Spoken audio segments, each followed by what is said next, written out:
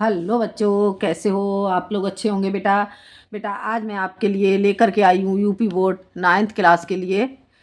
Chapter है आपका लक्ष्मी का स्वागत। ठीक है, लक्ष्मी का स्वागत एक अंकी से रोशन का चरित्र। ठीक है बेटा, आज हम क्या जानेंगे? आज हम जानेंगे रोशन का चरित्र।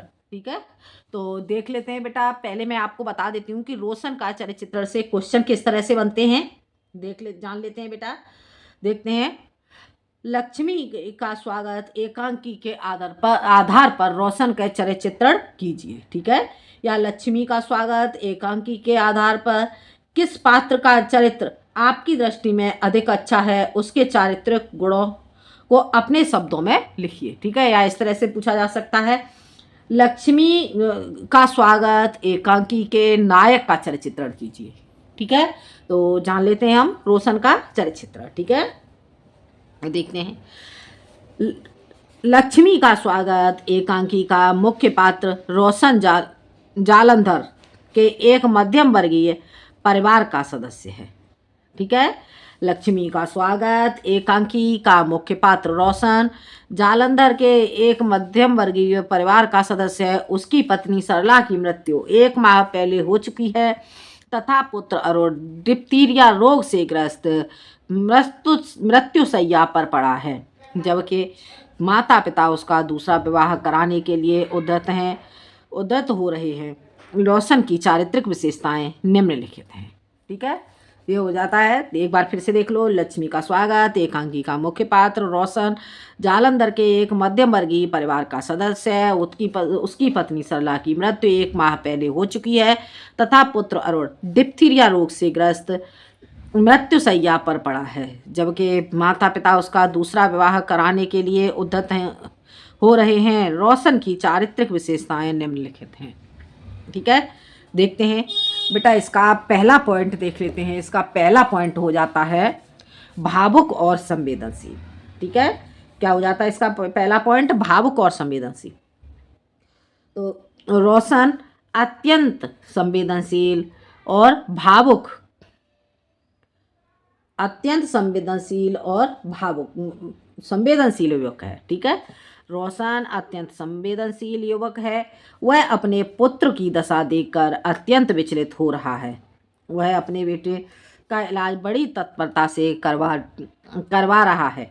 भावुकता के कारण ही वह ईश्वर में भी विश्वास खो बैठता है।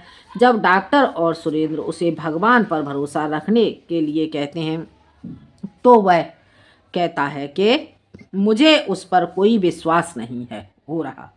ठीक है, वो कहता है कि मुझे उस पर कोई विश्वास नहीं हो रहा। उसका काम सताए हुओं को और सताना है। ठीक है, क्या काम है उसका? सताए हुए को और सताना, जले हुओं को और जलाना है।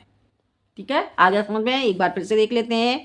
भावुक और संवेदनशील। ठीक है, तो रोशन अत्यंत संवेदनशील युवक है। वह अपने पुत्र की दशा देखकर अत्यंत विचलित हो रहा है। वह अपने बेटे का इलाज बड़ी तत्परता से करवा रहा है। भावुकता के कारण ही वह ईश्वर में भी विश्वास खो बैठता है। जब डॉक्टर और सुरेंद्र उसे भगवान पर भरोसा रखने के लिए कहते हैं तो वह कहता है कि मुझे उस पर कोई विश्वास नहीं रहा। उसका काम सताए हुओं को और सताना और जले हुओं को और जलाना है। ठीक है बेटा, आगे समझ में? अब अगला देख लेते हैं। आगे देखते हैं बेटा। अगला पॉइंट हो जाएगा इसका पुत्र की बीमारी से निराश। ठीक है, पुत्र की बीमारी से निराश। पुत्र अरुण की बीमारी से रोशन बहुत अधिक परेशान था। पुत्र अरुण की बीमारी से रोशन बहुत अधिक परेशान था। अरुण की रुकती सांस, गर्म शरीर अर्थात उसकी नाजुक हालत रोशन को बहुत परेशान कर रही थी। पत्नी सरला की मृत्यु के बाद वह पुत्र में ही पत्नी का रूप देख रहा है। पुत्र की बीमारी में कोई सुधार होता न देख निराश होकर सुरेंद्र से कहता है कि हे सुरेंद्र, क्या होने को है? क्या अरुण भी मुझे सरला की तरह दगा दे जाएगा? ठीक है, एक बार फिर से देख लो। पुत्र की बीमारी से निराश। पुत्र अरुण की बीमारी से रोशन बहुत अधिक परेशान था। अरुण की रुकती सांस, गर्म शरीर तथा उसकी नाजुक हालत रोशन को बहुत परेशान कर रही थी। पत्नी सरला की मृत्यु के बाद वह पुत्र में ही पत्नी का रूप देख रहा था। पुत्र की बीमारी में कोई सुधार होता न देख निराश होकर सुरेंद्र से कहता है कि सुरेंद्र, क्या होने को है?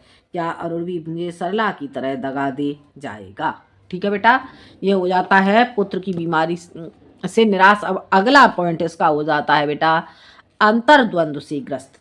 रोशन मनोमस्तिष्क के अंतर्द्वंद से ग्रस्त है। वह अरुण की बीमारी को लेकर अत्यंत चिंतित है। उसके क्रियाकलापों से उसकी मानसिक दशा का अनुमान लगाया जा सकता है। ठीक है बेटा, एक बार फिर से देख लो। रोशन मनोमस्तिष्क में के अंतर्द्वंद से ग्रस्त है। वह अरुण की बीमारी को लेकर अत्यंत चिंतित है। उसके क्रियाकलापों से उसकी मानसिक दशा का अनुमान लगाया जा सकता है। ठीक है, अगला पॉइंट हो जाएगा बेटा इसका शिक्षित एवं तर्कशील। शिक्षित एवं तर्कशील। रोशन एक शिक्षित और तर्कशील युवक है। वह अपने राम प्रताप द्वारा पुनर्विवाह के उदाहरण पर वह चीख पड़ता है। रोशन एक शिक्षित और तर्कशील युवक है।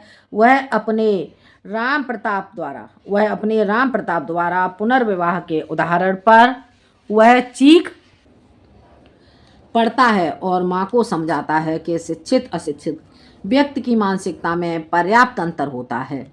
वह कहता है कि तुम राम प्रताप को मुझसे मिलाती हो, अनपढ़ अशिक्षित गवार। उसके दिल कहाँ है? महसूस करने का मादा कहाँ है? वह जानवर है। आगे बेटा समझ में। अगला पॉइंट हो जाता है इसका बेटा, एक बार फिर से देख लो यहाँ से। और माँ को समझाता है कि शिक्षित अशिक्षित व्यक्ति की मानसिकता में पर्याप्त अंतर होता है। वह कहता है कि तुम राम प्रताप को मुझसे मिलाती हो, अनपढ़ अशिक्षित। राम प्रताप कैसा है? अनपढ़ है, अशिक्षित है, गवार है। उसका दिल कहाँ है? महसूस करने का मादा कहाँ है? वह जानवर है। ठीक है, अगला पॉइंट हो जाएगा इसका बेटा परंपरागत मान्यताओं का विरोधी। कैसा है? परंपरागत मान्यताओं का विरोधी। रोशन को पुरानी रूढ़वादी भावनाओं से युक्त मान्यताओं के प्रति विश्वास नहीं है। रोशन को पुरानी रूढ़वादी भावनाओं से युक्त मान्यताओं के प्रति विश्वास नहीं है। उसे इस बात में कोई रुचि नहीं है कि पत्नी के मरते ही वह तुरंत पुनर्विवाह के लिए तैयार हो जाए। समाज में इस प्रकार की कुरीतियाँ व्याप्त हैं। अपने विवाह को चलाने पर उसे दुनिया के व्यवहार पर पश्चाताप होता है। आगे समझ में। रोशन को पुरानी रूढ़वादी, एक बार फिर से इसे समझ लेते हैं। परंपरागत मान्यताओं का विरोधी। रोशन को पुरानी रूढ़वादी भावनाओं से युक्त मान्यताओं के प्रति विश्वास नहीं है। उसे इस बात में कोई रुचि नहीं है कि पत्नी के मरते ही वह तुरंत पुनर्विवाह के लिए तैयार हो जाए।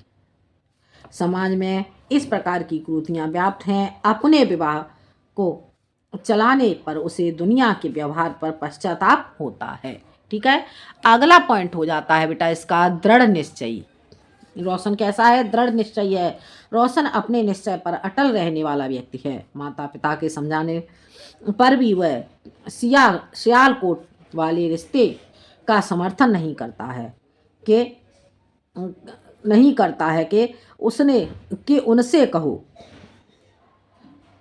उनसे कहो जहाँ से आए हैं वहीं चले जाएं। पिता के बुलाए जाने पर भी वह नहीं जाता। वह कहता है कि मेरे पास समय नहीं, मैं नहीं जा सकता। आगे समझ में। एक बार फिर से देख लो दृढ़ निश्चयी। रोशन अपने निश्चय पर अटल रहने वाला व्यक्ति है। माता पिता के समझाने पर भी वह सियालकोट वाले रिश्ते का समर्थन नहीं करता है और कहता है कि उनसे कहो जहाँ से आए हैं वहीं चले जाएं। पिता के बुलाए जाने पर भी वह नहीं जाता। वह कहता है कि मेरे पास समय नहीं है, मैं नहीं जा सकता। हो गया क्लियर? समझ आ गया? अगला हो जाता है बेटा मानवीय मूल्यों का समर्थक। रोशन में मानवता अभी भी शेष है, इसीलिए वह पत्नी के बाद अपने पुत्र को अपने स्नेह द्वारा पालना चाहता है। रिश्ते की बात सुनकर वह व्यथित होकर सुरेंद्र से कहता है कि जो मर जाती है वह भी किसी की लड़की होती है। किसी के लाड़ प्यार में पली होती है, फिर अर्थात अच्छे मानवीय गुण होने के कारण वह पुनर्विवाह नहीं करना चाहता है। ठीक है बेटा, एक बार फिर से समझ लेते हैं। मानवीय मूल्यों का समर्थक, रोशन में मानवता अभी भी शेष है, इसीलिए वह पत्नी के बाद अपने पुत्र को अपने स्नेह द्वारा पालना चाहता है। रिश्ते की बात सुनकर वह व्यथित होकर सुरेंद्र से कहता है कि जो मर जाती है वह भी किसी की लड़की होती है, किसी के लाड़ प्यार में पली होती है, फिर अर्थात अच्छे मानवीय गुण होने के कारण वह पुनर्विवाह नहीं करना चाहता। ठीक है, अगला लास्ट पॉइंट हो जाता है बेटा इसका निष्कर्ष। ठीक है, निष्कर्ष से कहा जा सकता है कि रोशन का चरित्र नैतिक गुणों से युक्त है और अपने इन्हीं गुणों के कारण वह एकांकी का सबसे अच्छा पात्र है। एकांकीकार ने उसके माध्यम से सामाजिक परंपराओं के प्रति विरोध दर्ज किया है। ठीक है, या सामाजिक परंपराओं के प्रति विरोध दर्ज करना चाहता है। ठीक है बेटा, आ गया समझ में? तो ये था बेटा आपका रोशन का चरित्र लक्ष्मी एकांकी से। जो लक्ष्मी एकांकी है बेटा, लक्ष्मी एकांकी डॉक्टर उपेंद्र नाथ अस्कृत है। ठीक है, तो ये बेटा आपको समझ में आ गया होगा रोशन का चरित्र। यदि वीडियो पसंद आए तो लाइक करें, शेयर करें और सब्सक्राइब करें। आज के लिए इतना ही, अगले वीडियो में मैं आती हूँ एक नए टॉपिक के साथ। जब तक के लिए धन्यवाद।